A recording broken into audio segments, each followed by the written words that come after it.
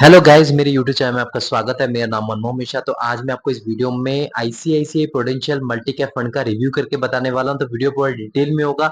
मैं आपको इसमें डिटेल में फंडामेंटल एनालिसिस एक्सेल शीट में करके दिखाऊंगा और मैं लास्ट में आपको कंक्लूजन में ये भी बताऊंगा कि आपको इसमें इन्वेस्टमेंट करना चाहिए या नहीं करना चाहिए, और अगर आपको इसमें इन्वेस्टमेंट करना चाहिए तो कितने साल तक करना चाहिए। तो मैं चैनल को सब्सक्राइब जरूर कर दीजिएगा। मैं वीडियो लाता रहता हूं। चलिए शुरू करते हैं।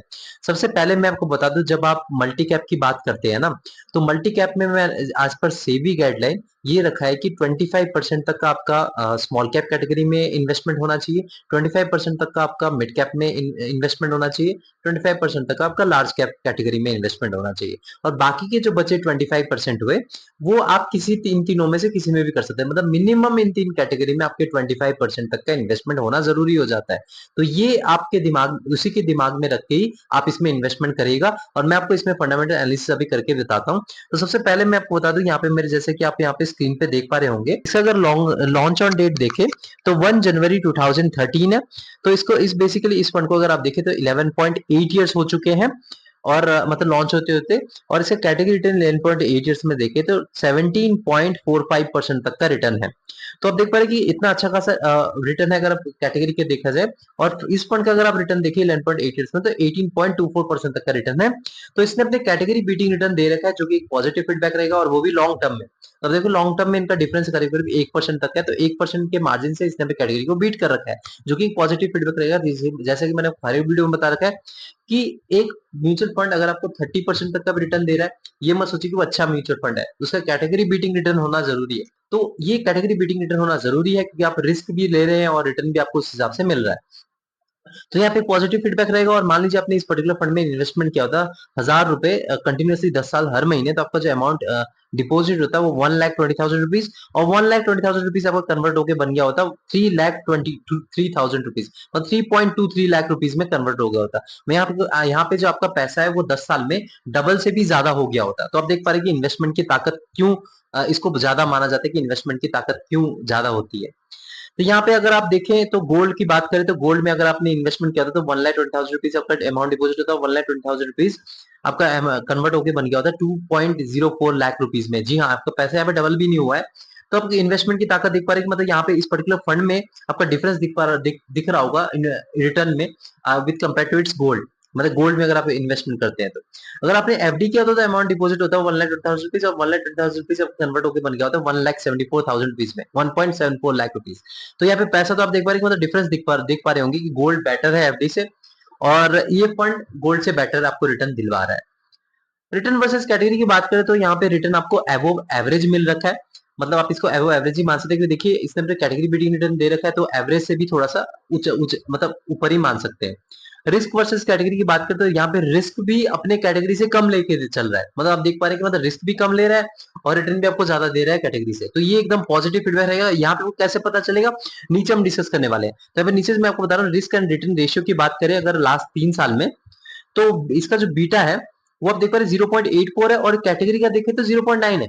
मैंने आपको हर एक वीडियो में बता रखा है, जो बीटा बेसिकली क्या होता है कि आपका जो वॉलेटिलिटी है with respect to its benchmark कितना है, मतलब बेंचमार्क के कंपैरिजन में कितना आपको वॉलेटाइल है, 1 से नीचे होना जरूरी होता है। तो कैटेगरी का देखा तो 0.9 है, लेकिन इस फंड का 0.84 है, मतलब यहाँ पे कैटेगरी से भी इसका नीचे आपका बीटा है। तो ये एकदम पॉजिटिव फीडबैक रहेगा इसमें अगर देखा जाए। तभी मैंने ऊपर आपको बताया कि यहाँ पे जो रिस्क है ये एवरेज से भी कम ले रहा है, मतलब कैटेगरी से कम रिस्क लेके चल रहा है। स्टैंडर्ड डिविएशन की बात करें तो यहाँ पे आपको पता चलता है कि कितना एवरेज रिटर्न से कितना पॉजिटिव जा सकता है, कितना नेगेटिव जा सकता है, उसी के रेंज में आपको रिटर्न मिलता है। तो स्टैंडर्ड डिविएशन की बात करते हैं, यहाँ पे इस फंड का 13 है, और कैटेगरी देखें तो 14.49 है। ये जितना कम हो अच्छा है, यहाँ पे कम है तो बहुत अच्छा खासा है, मतलब देखो कैटेगरी से कम, मतलब यहाँ पे रिस्क और वॉलिडिटी यहाँ पे कम ले रहा है, और आपको रिटर्न भी ज्यादा दिलवा रहा है। तो एकदम बढ़िया है। मैं यहाँ पे अभी तक का जो फीडबैक रहेगा एकदम पॉजिटिव फीडबैक रहेगा। अगर आप इसमें इन्वेस्टमेंट करना चाहते हैं, मिनिमम एसआईपी आप 100 रुपीज से कर सकते हैं, जो कि देखिए आजकल तो स्टूडेंट लोग भी इन्वेस्टमेंट कर रहे हैं, तो डेफिनेटली आप आपका जो मिनिमम एसआईपी कम होना चाहिए, तो ये बढ़िया है। और यहाँ पे वन टाइम इन्वेस्टमेंट की बात करें तो लमसम करना चाहते हैं 5,000 रुपीज से आप लमसम कर सकते हैं, जो कि एकदम पॉजिटिव फीडबैक रहेगा इसके मतलब लमसम के मामले में। देखिए लमसम अगर 1,000 रुपये तो ज्यादा अच्छा रहता है, लेकिन कोई ज्यादा डिफरेंस नहीं है, आप इसमें ठीक ठाक है इसको अगर देखा जाए। लॉक इन पीरियड की बात करें, कोई लॉक इन पीरियड नहीं, कभी आप इसमें इन्वेस्टमेंट कर सकते हैं, कभी आप इसमें से एग्जिट मार सकते हैं। एएम साइज की बात करते हैं, एएम साइज इसका 14,691 करोड़ रुपीस तक का इसका एएम साइज है। तो इस एएम साइज बेसिकली होता क्या है कि आपको पता चलता है कि इस पर्टिकुलर फंड में कितना पैसा इन्वेस्टेड है। तो इससे आप पता लगा पाते हैं, मतलब मान लीजिए अगर एम साइज आपका कम है, तो आप पता लगा सकते हैं कि इस पर्टिकुलर फंड में ज्यादा भरोसा नहीं कर रहे हैं लोग, तभी ज्यादा पैसा इन्वेस्टमेंट नहीं है, जब जब ज्यादा लोग इन्वेस्टेड नहीं है, तो इसीलिए एम साइज उसका कम है। तो अगर आपका एम साइज ज्यादा हो तो उसमें प्रॉब्लम क्या आ जाती है कि फंड मैनेजर को मैनेजमेंट करने में दिक्कत आती है। तो आप देख पा रहे होंगे कि वो अपना एसआईपी बंद कर देते हैं, लमसम बंद कर देते हैं, तो एक पार्शियल इफेक्ट पड़ता है। लेकिन अगर एम साइज कम हो तो ज्यादा प्रॉब्लम है, एम साइज ज्यादा हो तो उसमें ज्यादा फर्क नहीं पड़ता, लेकिन एम साइज कम हो तो प्रॉब्लम है रहती है। तो यहाँ पे अगर एम साइज की बात करें तो आपका 10 साल से ज्यादा पुराना फंड है, तो मैंने आपको हर एक वीडियो में बता रखा है 10 साल से लेकर 15 साल के बीच में अगर आपका पुराना फंड रहे और आपका 10,000 करोड़ रुपीज से लेकर 30,000 करोड़ रुपीज के बीच में एम साइज है, इसको परफेक्ट एम साइज माना जाता है। तो यहाँ पे एम साइज के मामले में मैं इसको पॉजिटिव फीडबैक दूंगा।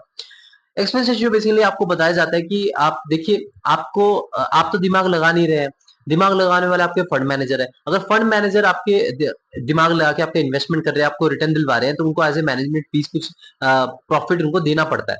तो यहाँ पे आपको 0.93% तक का देना पड़ता है। तो एक्सपेंस रेशियो 1% से नीचे हो ज्यादा अच्छा खासा माना जाता है। तो मैंने जो क्राइटेरिया सेट कर रखा है 0.7% से नीचे हो ज्यादा अच्छा खासा माना जाता है। देखिए 1% भी बहुत ज्यादा होता है, 0.9% भी बहुत ज्यादा होता है।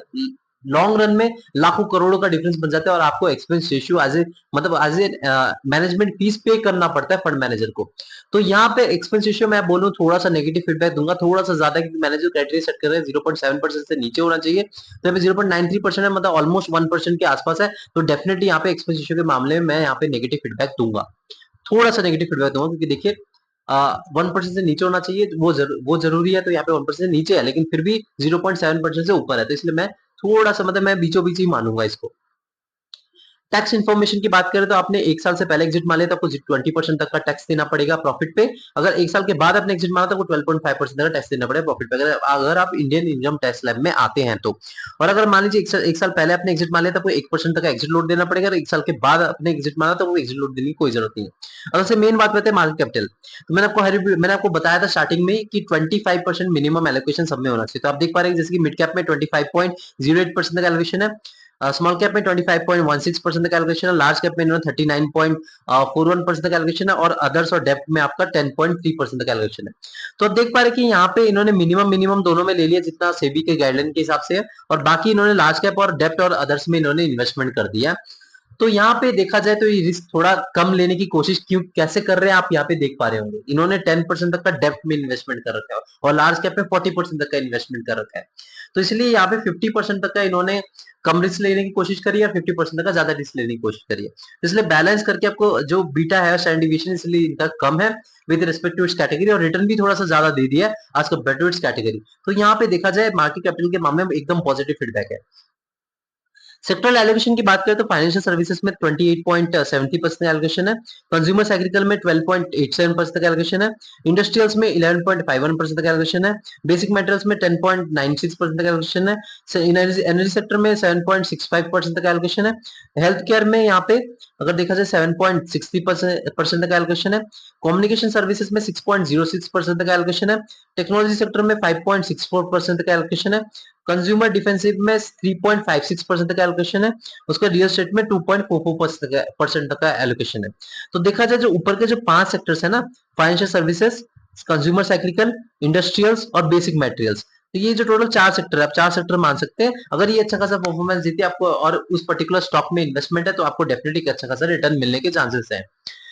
तो सेक्टर एलोकेशन के मामले में डाइवर्सिफिकेशन के मामले में देखा जाए तो एकदम परफेक्ट है, कोई ज्यादा बुरा नहीं है, क्योंकि 4-5 सेक्टर में अच्छा खासा डाइवर्सिफाई इन्होंने कर रखा है और मेजर पोर्टफोलियो में ही रख रखा है। तो मैं यहाँ पे पॉजिटिव फीडबैक दूंगा। फंड मैनेजर की बात करें तो यहाँ पे देखा जाए तो 3 फंड मैनेजर है, उनका नाम है शंकरन नारायण, इनका एक्सपीरियंस है 12.71 ईयर्स। सेकंड जो है उनका शर्मिला डिमेलो, इनका एक्सपीरियंस है 2.70 ईयर्स का।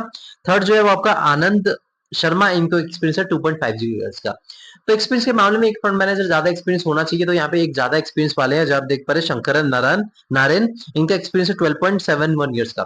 तो देखा जाए ये इसलिए होना जरूरी है क्योंकि देखिए आप पैसा अपने फंड मैनेजर को दे रहे हैं तो वो इन्वेस्टमेंट कर रहे हैं और आपको रिटर्न दिलवा रहे हैं, तो इनके बारे में जानना जरूरी है।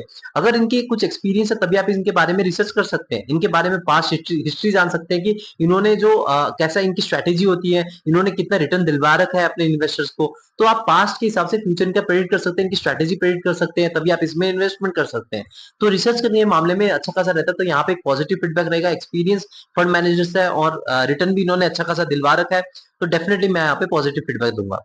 रेटिंग की बात करते हैं 4 आउट ऑफ 5 रहेगा। देखिए यहाँ पे एक ही खराबी मुझे इस फंड में लगी है, वो है आपका एक्सपेंस रेशियो। जी हाँ, एक्सपेंस रेशियो थोड़ा कम हो सकता था, 0.7% या 0.6% हो सकता था, लेकिन यहाँ पे एक्सपेंस रेशियो थोड़ा सा ज्यादा है, तो डेफिनेटली यहाँ पे इसीलिए मैंने यहाँ पे रेटिंग 0 अगर आप देखें 4 आउट ऑफ 5 दे रखा है, लेकिन इसको 5 आउट ऑफ 5 भी मिलना चाहिए, क्योंकि देखिए ओवरऑल देखा जाए सब कुछ परफेक्टली लिया। देखिए आपका यहाँ पे रिटर्न जो है 18.24% तक का मिलेगा, क्योंकि इसलिए है क्योंकि देखिए जो लार्ज कैप होते हैं ना, वो कम रिस्की होते हैं, तो इसमें जो आपको रिटर्न का रेंज होता है 15 से 16% ऑल टाइम रिटर्न देखे।